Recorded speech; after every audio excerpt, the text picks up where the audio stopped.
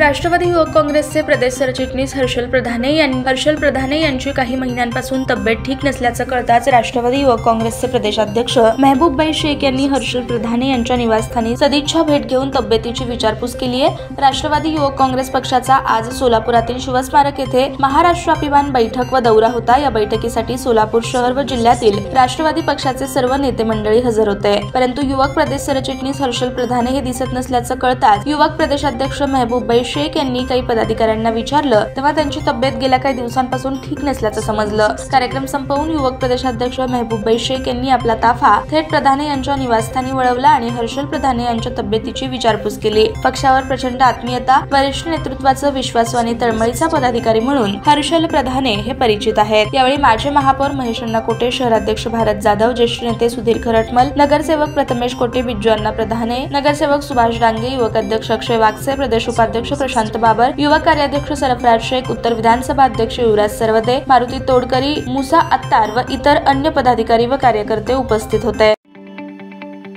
ताज्या बातम्या पाहण्यासाठी प्राईम महाराष्ट्र न्यूज चॅनलला सबस्क्राईब करा।